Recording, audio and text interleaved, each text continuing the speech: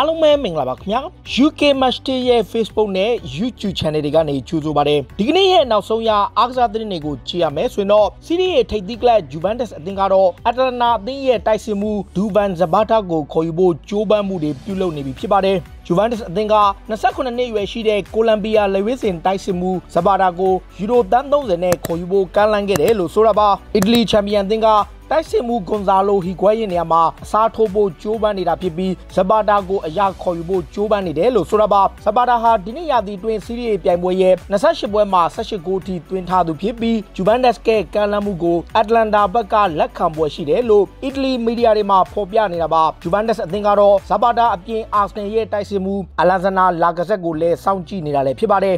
Real Madrid အသင်းရဲ့နီးပြဇီနီဒီဇီဒန်ကတော့ချန်ပီယံလိမှာသူတို့နဲ့ရင်ဆိုင်ရမယ့် Manchester City ကိုအနိုင်ယူပြီး Quarter Final အဆင့်ကိုတက်ရောက်သွားမယ်လို့ယုံကြည်တဲ့ကြောင်းထုတ်ဖော်ပြောကြားလိုက်ပါတယ်ဖတ်ဂွာဒီယိုလာရဲ့အသင်းကပြီးခဲ့တဲ့ရက်ကအာဆနယ်ကိုရှုံးပြီး FA Cup ပြိုင်ပွဲရဲ့ဆီမီဖိုင်နယ်ကနေထွက်ခဲ့ရသလိုသူတို့ရဲ့ချန်ပီယံဆူဖလားကိုပါလက်လွတ်ခဲ့ရပြီးနောက်ဇီဒန်ဘက်ကအာဆနယ်လိုပဲသူတို့အသင်းကအနိုင်ယူစွမ်းရှိတယ်လို့ဆိုတာပါဇီဒန်ရဲ့အသင်းကပထမကြော့တုန်းကတော့ဆန်တီယာဂိုဘာနေဘေးမှာမန်ချက်စတာစီးတီးကို2ဂိုးတဂိုးနဲ့ရှုံးနိမ့်ထားပေမဲ့ဒုတိယကြော့အက်တီဟက်ကွင်းမှာအနိုင်ယူပြီး Quarter Final ကိုတက်ရောက်လိမ့်မယ်လို့ယုံကြည်နေတာလည်းဖြစ်ပါတယ်ရီယယ်ရဲ့တောင်ပန်ကစားမဂါရက်ဘေးကတော့လာလီဂါနောက်ဆုံးပွဲစဉ်ဖြစ်တဲ့လီဂါနဲ့ပွဲမှာထပ်ပြီးချန်လက်ခံခဲ့ရတာကြောင့်လက်ကျန်ရာသီပွဲစဉ်ကိုလည်းလွဲချော်သွားခဲ့ပြီဖြစ်ပါတယ်အသက်32နှစ်အရွယ်ရှိတဲ့ဘေးကရီယယ်ရဲ့22ဦးလူချင်းမှာပါဝင်ခြင်းမရှိခဲ့သလိုလာလီဂါပြန်ကစားခဲ့တဲ့နောက်ဆုံး10ပွဲမှာလည်း2ပွဲသာလူစားဝင်ခဲ့ရတာပါဂါရက်ဘေးကိုယ်တိုင်ကလည်းလာလီဂါချန်ပီယံဖြစ်လာတဲ့ရီယယ်နဲ့အောင်ပွဲခံရမှာတီးခြားပြုလုပ်ခဲ့သလိုသူ့အနေနဲ့အသင်းကထွက်ခွာဖို့ကြိုးပမ်းနေတယ်လို့ဆိုပါတယ်ဒါအပြင်ဟာမတ်ရိုဒရီဂက်စ်ကလည်းရီယယ်မဒရစ်ကိုစွန့်ခွာပြီးမှအသင်းသစ်ကိုပြောင်းရွှေ့ဖို့ကြိုးပမ်းနေတာလည်းဖြစ်ပါတယ်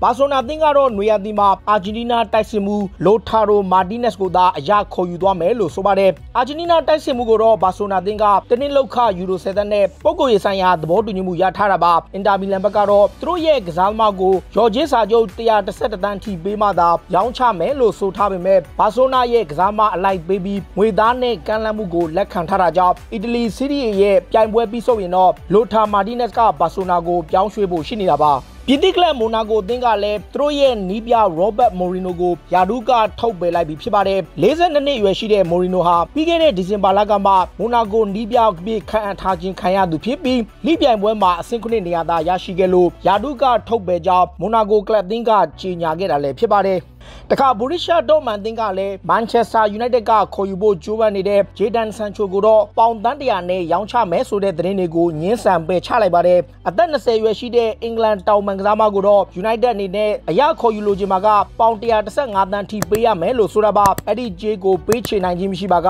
ဆန်ချိုကိုလုံးဝရောင်းချသွားမှာမဟုတ်ဘူးလို့သူ့ရဲ့ပြောင်းရွှေ့ခြင်းကိုအတီလင်းကြေညာခဲ့တာလည်းဖြစ်ပါတယ်လီဗာပူးအသင်းကတော့ဒီနေ့ရာသီမှာတန်းဆင်းသွားနိုင်တဲ့ကလပ်အသင်းတွေရဲ့ကစားသမားတွေကိုစောင့်ကြည့်နေတယ်လို့ဆိုပါတယ်လီဗာပူးဟာအရင်တုန်းကလည်းနျူကာဆယ်ကတန်းဆင်းသွားတဲ့ဗိုင်နယ်ဒမ်ဟာစီးတီးကတန်းဆင်းသွားတဲ့အန်ဒီရော်ဘီဆင်တို့လိုကစားသမားတွေကိုခေါ်ယူခဲ့ပြီးနောက်ဒီတစ်ချိန်မှာပရီးမီးယားလိကတန်းဆင်းသွားပြီဖြစ်တဲ့နော်ဝေးစီးတီးနဲ့တန်းဆင်းသွားဖို့အခြေအနေများနေတဲ့အက်စတိုမီလာဝက်ဖို့တို့ရဲ့ကစားသမားတွေကိုစောင့်ကြည့်နေတာပါယာဂန်ဂရိုကလိုရန်ကတော့ထိပ်တန်းဆင်းရှိတဲ့ပြောင်းရွှေ့ကြီးတွေနဲ့ကစားသမားတွေကိုခေါ်ယူမှာမဟုတ်ပေမဲ့ထိုက်တဲ့ကစားသမားတွေကိုတော့အားဖြစ်ပွဲရှိတယ်လို့ဆိုတာပါမန်ချက်စတာစီးတီးအသင်းကတော့ဘရာဇီးကလပ်ဂရီမီယိုအသင်းရဲ့လူငယ်ကွင်းလယ်ကစားမဒီယေဂိုရိုဆာကိုခေါ်ယူဖို့ကြိုးပမ်းလာပါတယ်ဗြိတိန်ထုတ် Daily Mail သတင်းစာရဲ့ဖော်ပြချက်အရစီးတီးကဘရာဇီးကလပ်နဲ့ဆွေးနွေးမှုကသဘောတူညီမှုရထားပြီးနောက်ပေါင် 4.5 သန်းနဲ့သဘောတူညီမှုရတယ်လို့ဖော်ပြထားတာလည်းဖြစ်ပါတယ်အာဆနယ်အသင်းရဲ့နီးပြမီခဲအာထေတာကတော့တိုက်စစ်မှုဖီယာအမ်ရိတ်အဘာမီယန်ကိုစာချုပ်သစ်ချုပ်ဆိုနိုင်လိမ့်မယ်လို့ယုံကြည်နေကြောင်းပြောကြားခဲ့ပြီးဖြစ်ပါတယ်32နှစ်အရွယ်ရှိတဲ့ဂါဘွန်တိုက်စစ်မှုကြီးက FA Cup ပြိုင်ပွဲရဲ့ဆီမီဖိုင်နယ်မှာအာဆနယ်အတွက်2ဂိုးသွင်းပေးခဲ့ပြီးနောက်ဗိုလ်လူပွဲစဉ်ကိုရောက်ရှိအောင်စွမ်းဆောင်ပေးခဲ့တာပါအာတီတာကတော့အဘာမီယန်တောင်းဆိုထားတဲ့တပတ်လောက်ခပေါင်2သိန်းခွဲကနေ3သိန်းထိကိုပေးဖို့အသင့်ရှိနေသလို3နှစ်စာချုပ်ချုပ်ဆိုဖို့လည်းမကြာမီချိန်တွင်သဘောတူညီမှုရသွားလိမ့်မယ်လို့ထုတ်ဖော်ပြောကြားခဲ့တာပါတခါအာဆနယ်အသင်းကတော့ Sporting Lisbon ရဲ့ပေါ်တူဂီတိုက်စစ်မှု Fernandes ကိုခေါ်ယူဖို့လှုပ်ဆောင်နေပါတယ်18နှစ်အရွယ်ရှိတဲ့ပေါ်တူဂီယူဆက်ခွန်ကစားမကရော်ဂျီစာချုပ်ယူရိုတန်း40ထိရှိသူဖြစ်ပြီးအာဆနယ်အသင်းဘက်ကလူငယ်တိုက်စစ်မှုတို့ကိုလိုချင်နေတာကြောင့်သူ့ရဲ့တန်ချင်းတိုင်းပေးဖွယ်ရှိတယ်လို့ဆိုတာပါ Sporting Lisbon အသင်းတာဝန်ရှိသူတွေကတော့သူတို့ရဲ့လူငယ်ကစားမကိုဆက်ထိန်သိမ်းဖို့ကြိုးပမ်းနေပေမဲ့တကယ်လို့အဲ့ဒီပြောင်းရွှေ့ခြင်းတိုင်းပေးချေပါကသူ့ကိုရောင်းချပွဲရှိနေတာပါ ဗီလာရီအသင်းရဲ့အသက်35နှစ်ရွယ်ရှိတဲ့ကွင်းလေကစားမကြီးဆန်တီကဆိုလာကတော့ကလပ်အသင်းနဲ့စာချုပ်သစ်ချုပ်ဆိုမှာမဟုတ်တော့ဘဲထွက်ခွာတော့မယ်လို့ဆိုပါတယ်။လာလီဂါကလပ်ကတော့ပိန်လေရွေးစဉ်ကစားမဟောင်းကို2နှစ်တိတိခေါ်ယူခဲ့ပြီးမှခြေစွမ်းပြကစားနိုင်ခဲ့သူပါ။ဒါပေမဲ့ဆန်တီကဆိုလာကိုယ်တိုင်ကရာသီကုန်မှာသူ့ရဲ့အနာဂတ်ကိုဆုံးဖြတ်ချက်မချရသေးဘူးလို့ဆိုထားပေမဲ့သူ့ကိုခေါ်ယူခြင်းနေတဲ့ကလပ်အသင်းတွေလည်းများစွာရှိနေသေးတာပါ။နီးပြမီခဲအာတေတာကိုယ်တိုင်ကသူ့ရဲ့နီးပြအဖွဲ့ဝင်တွေမှာဆန်တီကဆိုလာကိုခေါ်ယူခြင်းနေတယ်လို့ဗြိတိန်သတင်းစာတွေမှာဖော်ပြနေတာလည်းဖြစ်ပါတယ်။ Manchester United ရဲ့နီးပြဆိုရှာကတော့သူ့ရဲ့ကစားမတွေကဒိုက်ထုံးသူတွေမဟုတ်ဘူးလို့ထုတ်ဖော်ပြောကြားလိုက်ပါတယ်ဒီနေ့ရာသီတွင် United က VAR အပါအဝင်ပယ်နတီများစွာနဲ့ညင်းပွားပွဲရာတွေများစွာဖြစ်ခဲ့တဲ့အပေါ်ပြည်သက်တွေမီဒီယာတွေကဝေဖန်မှုတွေပြုလုပ်နေပြီးနောက်ဆိုရှာကအခုလိုမျိုးတုံ့ပြန်ပြောကြားခဲ့တာပါ Bruno Fernandes ကပယ်နတီ2ကြိမ်ထိရရှိအောင်စွမ်းဆောင်ခဲ့မှုတွေပေါ်ဝေဖန်မှုတွေများစွာရှိနေခြင်းကိုဆိုရှာကတုံ့ပြန်ခဲ့ပြီးသူ့ရဲ့ကစားမတွေအားလုံးကဒိုက်ထိုးတက်သူတွေမဟုတ်ကြောင်းနဲ့သူတို့ကအကောင်းဆုံးပုံစံနဲ့သာကစားပြီးတွင်းကိုတွေကိုရရှိအောင်ကြိုးစားနေသူတွေဖြစ်တယ်လို့သူတို့ဘော်ကိုဝေဖန်မှုတွေကိုညှင်းဆိုပယ်ချလိုက်တာလည်းဖြစ်ပါတယ် United အသင်းကတော့လူငယ်ကစားမ Mason Greenwood ကိုစာချုပ်သစ်ချုပ်ဆိုဖို့သဘောတူညီမှုရခဲ့ပြီဖြစ်ပါတယ်အသက်18နှစ်အရွယ်ရှိတဲ့အင်္ဂလန်လူငယ်ကစားမကိုတော့တပတ်လောက်ခ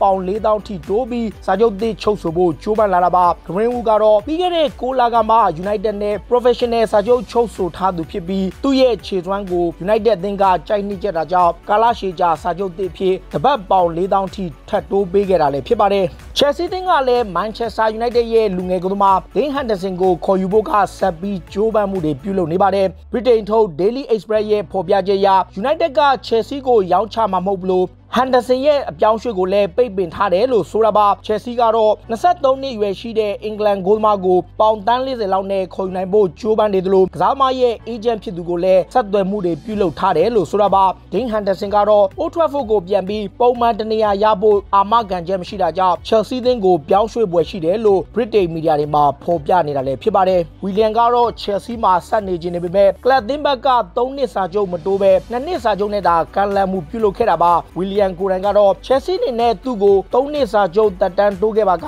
သူ့အနေနဲ့ချက်ချင်းလက်မှတ်ရေးထိုးသွားမယ်လို့ဆိုခဲ့ပေမဲ့ London Club ကတော့ Willian ရဲ့စာချုပ်ကိုစောင့်ကြည့်နေစေဖြစ်ပါတယ်32နှစ်အရွယ်ရှိတဲ့ Willian ကိုတော့မြောက် London Club တွေဖြစ်ကြတဲ့ Tottenham Hotspur နဲ့ Arsenal သင်းတွေကခေါ်ယူဖို့ကြိုးပမ်းမှုတွေပြုလုပ်နေတာလည်းဖြစ်ပါတယ်တခါရုရှားထိပ်သီးကလပ်ဇန်နီအသင်းကလည်းလီဗာပူးရဲ့နောက်ခံလူဒေဂျန်လော်ရန်ကိုခေါ်ယူမှုကဖြည်းဖြည်းနဲ့နီးစပ်လာခဲ့ပြီဖြစ်ပါတယ်32နှစ်အရွယ်ရှိတဲ့ခရိုအေးရှားနောက်ခံလူကိုတော့ဇက်နစ်အသင်းကပေါင်9သန်းနဲ့ကမ်းလှမ်းမှုတွေပြုလုပ်ခဲ့တာပါလီဗာပူးဘက်ကတော့သူတို့ရဲ့နောက်ခံလူကိုပေါင်15သန်းလောက်ထိလိုရှိနေတာကြောင့်နှစ်ဖက်အသင်းကြားကပြောင်းရွှေ့ခြင်းကိုဆက်ပြီးညှိနှိုင်းရပွဲရှိနေတာပါပရီးမီယာလိမှာရုန်းကန်နေရတဲ့ Watford အသင်းကလည်းနီးပြ Nigel Pearson ကိုယာဒူးကထုတ်ပယ်လိုက်ပြီဖြစ်ပါတယ်။တန်းစင်းစုံနာမှာရှိနေတဲ့ Watford အသင်းက Pearson ကိုပြီးခဲ့တဲ့ဒီဇင်ဘာလကမှခန့်အပ်ခဲ့ပြီးမှရှုံးပွဲတွေဆက်မှုကြောင့်လက်ရှိယာဒူးကနေထုတ်ပယ်ပြီးနောက်ချာနီးပြတူနဲ့အစားထိုးခဲ့တာလည်းဖြစ်ပါတယ်။ဒါတွေကတော့စိတ်ဝင်စားစရာနောက်ဆုံးရအားကစားသတင်းတွေကိုတင်ဆက်ပေးခဲ့တာပါ။ခုလိုမျိုးစိတ်ဝင်စားစရာအားကစားသတင်းတွေကိုနားဆင်ကြတဲ့ကြည့်ရှုကြတော့ UK Match Day ရဲ့ Facebook နဲ့ YouTube Channel တွေကို Follow လုပ်ထားကြပါလို့တောင်းဆိုနေဒီကနေ့ရဲ့အစီအစဉ်ကိုဒီမှာပဲဆုံးသက်ပါစေအားလုံးကိုကျေးဇူးတင်ပါဗျ